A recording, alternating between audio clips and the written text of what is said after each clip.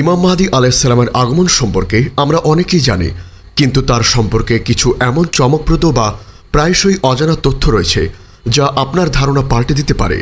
আপনি কি জানেন তিনি দেখতে কেমন হবেন, তার আগমনের আগে কোন কোন অপ্রত্যাশিত ঘটনা ঘটবে এবং কেন তার আবির্ভাব হবে এক গোপন রহস্যের মতো?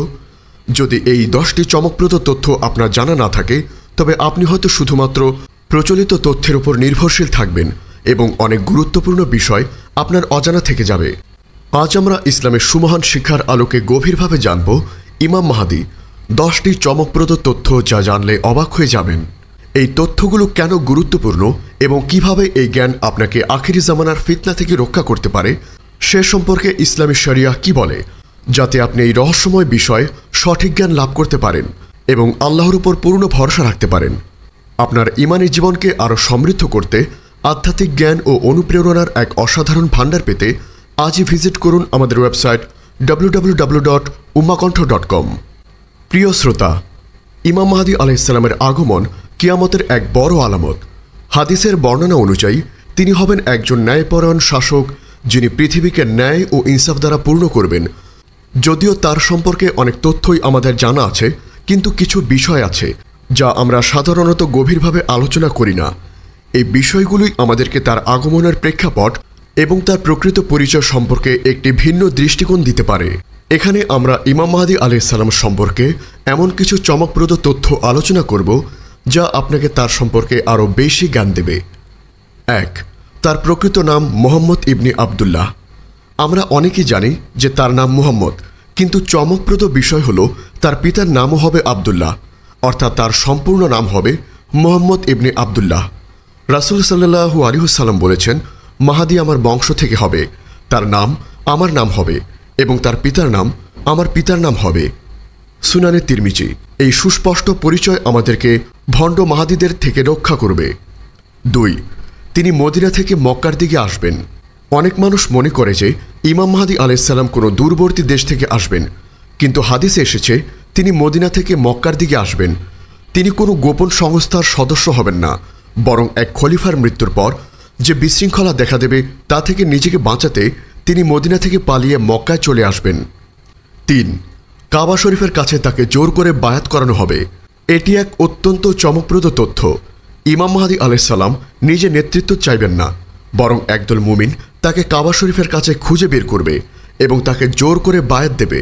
তিনি প্রথমে অস্বীকার করবেন, কিন্তু বারবার অনুরোধের পর তিনি বায়াত গ্রহণ করবেন। এটি প্রমাণ করে যে তিনি কোনো রাজনৈতিক নেতা হবেন না, বরং আল্লাহর পক্ষ থেকে প্রেরিত একজন নেতা হবেন। 4. তার শাসনামলে প্রাকৃতিক বরকত বৃদ্ধি পাবে। ইমাম মাহদী আলাইহিসসালামের শাসনামলে আল্লাহ তাআলা এমনভাবে বরকত দেবেন যে পৃথিবী থেকে সকল প্রকার অনাবৃষ্টি, দুর্ভিক্ষ এবং অভাব দূর হয়ে যাবে। জমিন তার ফসল উজাড় করে দেবে এবং আকাশ থেকে প্রচুর বৃষ্টি হবে। তার সময় মানুষ এত বেশি সম্পদ পাবে যে তাদের আর কোনো অভাব থাকবে না। 5. এক বিশাল সেনাবাহিনীর ভূমিধসে ধ্বংস হবে। ইমাম মাহদী আলাইহিসসালামের বিরুদ্ধে যুদ্ধ করার জন্য সিরিয়া থেকে এক বিশাল বাহিনী আসবে, কিন্তু তারা মক্কা ও মদিনার মধ্যবর্তী স্থানে ভূমিধসের শিকার হয়ে সম্পূর্ণ ধ্বংস হয়ে যাবে। এটি আল্লাহর পক্ষ থেকে ইমাম মাহদী আলাইহিসসালামের জন্য এক অলৌকিক সাহায্য হবে। এই ঘটনাটি এতটাই অবিশ্বাস্য যে এটি তার আগমনের এক বড় আলামত হিসেবে বিবেচিত হয়। 6. তিনি রোমানদের বিরুদ্ধে মহাযুদ্ধে নেতৃত্ব দেবেন। ইমাম মাহদী আলাইহিসসালামের শাসনামলে মুসলিমদের সাথে রোমানদের অর্থাৎ খ্রিস্টানদের ভয়ঙ্কর মহাযুদ্ধ অর্থাৎ আল মালহামাতুল কুবরা সংগঠিত হবে। এই যুদ্ধে মুসলিমরা বিজয় লাভ করবে এবং কনস্টান্টিনোপল অর্থাৎ বর্তমান ইস্তানবুল বিজয় লাভ করবে। এই যুদ্ধই হবে পৃথিবীর ইতিহাসের সবচেয়ে বড় এবং ভয়ঙ্কর যুদ্ধ। 7. তিনি ঈসা আলাইহিসসালামকে স্বাগত জানাবেন। যখন দাজ্জালের আবির্ভাব হবে তখন ইমাম মাহদী আলাইহিসসালাম দামেস্কের একটি মসজিদে ফজরের সালাতের জন্য ইমামতি করবেন। ঠিক সেই মুহূর্তে হযরত ঈসা আলাইহিসসালাম আকাশ থেকে অবতরণ করবেন। ইমাম মাহদী আলাইহিসসালাম তখন তাকে ইমামতি করার জন্য অনুরোধ করবেন, কিন্তু ঈসা আলাইহিসসালাম বলবেন, না, তোমরা তোমাদের একে অপরের উপর নেতা। এটি এই উম্মার জন্য আল্লাহর এক বিশেষ সম্মান। সহিহ মুসলিম। 8. তার শাসনামল মাত্র 7 বছর স্থায়ী হবে। কিছু হাদিসে তার শাসনামল 7 বছর, আবার কিছু হাদিসে 8 বা 9 বছর পর্যন্ত স্থায়ী হওয়ার কথা বলা হয়েছে।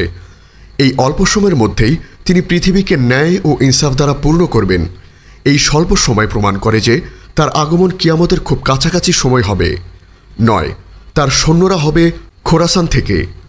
ইমাম মাহদী আলাইহিসসালামের আগমনের পূর্বে খোরাসান অর্থাৎ বর্তমান ইরান, আফগানিস্তান এবং মধ্য এশিয়ার কিছু অংশ থেকে কালো পতাকাবাহী একদল মুমিন আবির্ভূত হবে।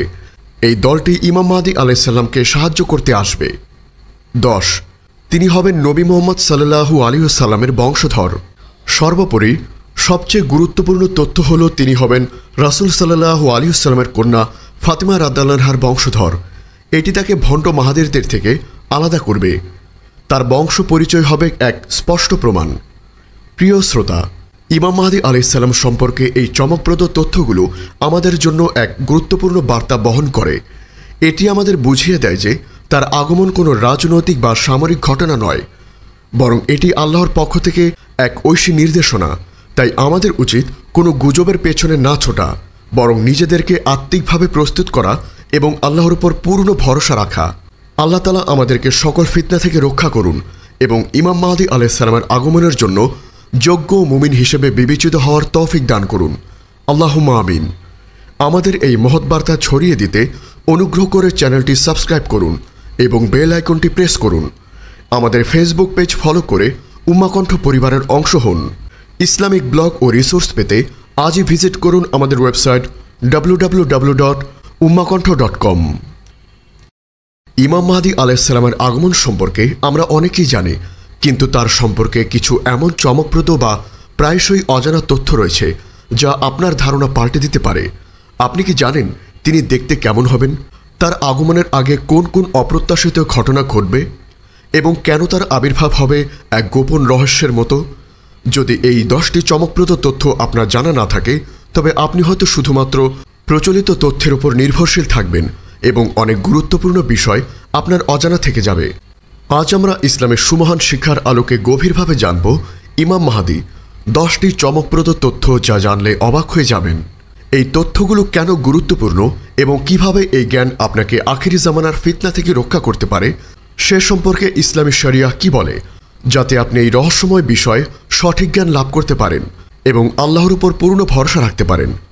আপনার ঈমানী জীবনকে আরও সমৃদ্ধ করতে আধ্যাত্মিক জ্ঞান ও অনুপ্রেরণার এক অসাধারণ ভাণ্ডার পেতে আজই ভিজিট করুন আমাদের ওয়েবসাইট www.ummahkontho.com। প্রিয় শ্রোতা, ইমাম মাহদী আলাইহিসসালামের আগমন কিয়ামতের এক বড় আলামত। হাদিসের বর্ণনা অনুযায়ী তিনি হবেন একজন ন্যায়পরায়ণ শাসক, যিনি পৃথিবীকে ন্যায় ও ইনসাফ দ্বারা পূর্ণ করবেন। যদিও তার সম্পর্কে অনেক তথ্যই আমাদের জানা আছে, কিন্তু কিছু বিষয় আছে যা আমরা সাধারণত গভীরভাবে আলোচনা করি না। এই বিষয়গুলোই আমাদেরকে তার আগমনের প্রেক্ষাপট এবং তার প্রকৃত পরিচয় সম্পর্কে একটি ভিন্ন দৃষ্টিকোণ দিতে পারে। এখানে আমরা ইমাম মাহদী আলাইহিসসালাম সম্পর্কে এমন কিছু চমকপ্রদ তথ্য আলোচনা করব যা আপনাকে তার সম্পর্কে আরও বেশি জ্ঞান দেবে। 1, তার প্রকৃত নাম মুহাম্মদ ইবনে আবদুল্লাহ।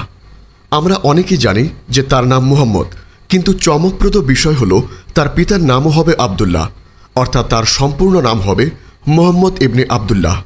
রাসূল সাল্লাল্লাহু আলাইহি ওয়াসাল্লাম বলেছেন, মাহদী আমার বংশ থেকে হবে, তার নাম আমার নাম হবে এবং তার পিতার নাম আমার পিতার নাম হবে। সুনানে তিরমিজি।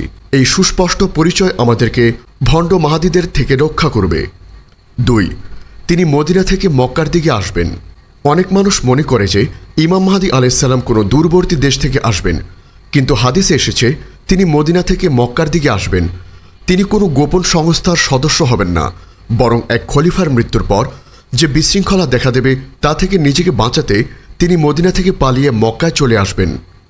3, কাবা শরীফের কাছে তাকে জোর করে বায়াত করানো হবে। এটি এক অত্যন্ত চমকপ্রদ তথ্য। ইমাম মাহদী আলাইহিসসালাম নিজে নেতৃত্ব চাইবেন না, বরং একদল মুমিন তাকে কাবা শরীফের কাছে খুঁজে বের করবে এবং তাকে জোর করে বায়াত দেবে। তিনি প্রথমে অস্বীকার করবেন, কিন্তু বারবার অনুরোধের পর তিনি বায়াত গ্রহণ করবেন। এটি প্রমাণ করে যে তিনি কোনো রাজনৈতিক নেতা হবেন না, বরং আল্লাহর পক্ষ থেকে প্রেরিত একজন নেতা হবেন। 4, তার শাসনামলে প্রাকৃতিক বরকত বৃদ্ধি পাবে। ইমাম মাহদী আলাইহিসসালামের শাসনামলে আল্লাহ তাআলা এমনভাবে বরকত দেবেন যে পৃথিবী থেকে সকল প্রকার অনাবৃষ্টি, দুর্ভিক্ষ এবং অভাব দূর হয়ে যাবে। জমিন তার ফসল উজাড় করে দেবে এবং আকাশ থেকে প্রচুর বৃষ্টি হবে। তার সময় মানুষ এত বেশি সম্পদ পাবে যে তাদের আর কোনো অভাব থাকবে না। 5. এক বিশাল সেনাবাহিনীর ভূমিধসে ধ্বংস হবে।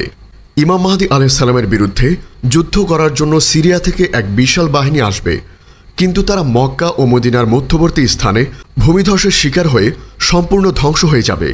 এটি আল্লাহর পক্ষ থেকে ইমাম মাহদী আলাইহিসসালামের জন্য এক অলৌকিক সাহায্য হবে। এই ঘটনাটি এতটাই অবিশ্বাস্য যে